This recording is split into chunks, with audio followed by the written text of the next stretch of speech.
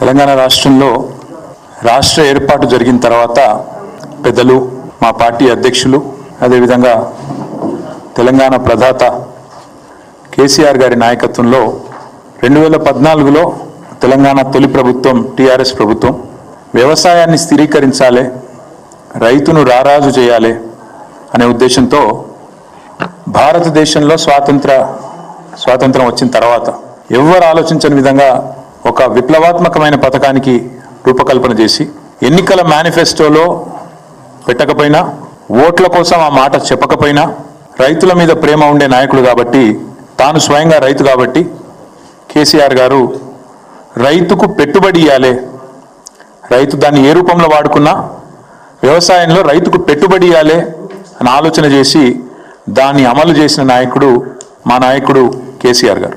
ఒకసారి కాదు, 2 సార్లు కాదు, 11 సీజన్లకు వరుసగా దరఖాస్తు పెట్టే అక్కర్లేకుండా, దండం పెట్టే అక్కర్లేకుండా, దఫ్తర్ల చుట్టూ చక్కర్లు కొట్టే అక్కర్లేకుండా రైతుకు రాష్ట్రంలో నేరుగా వాళ్ళ ఖాతాలో టైంకు టంచన్గా టింగు టింగు అనుకుంటే సప్పుడు అయ్యకుండా బ్రహ్మాండంగా ఖాతాలో పైసలు పడుతుండే. 1 కాదు 2 కాదు, 73,000 కోట్ల రూపాయలు రైతుల ఖాతాల్లో వేసిన నాయకుడు 11 సీజన్ల పాటు కేసీఆర్ గారు. ఆ రోజు భూ రికార్డుల ప్రక్షాళన చేసి వెంటనే మేము మొత్తం రైతాంగానికి 70 లక్షల మంది రైతులు 1,52,00,000 ఎకరాలకు టంచన్గా రైతు బంద్ చేసినాం. మా దగ్గర క్లారిటీ, ఒక్క పైసా లంచం లేకుండా, ఒక్క రూపాయి అవినీతికి ఆస్కారం లేకుండా చేసినాం. జోరుదారుగా రైతు ఒక రారాజులాగా కేసీఆర్ గారు ప్రభుత్వంలో బతికిండు.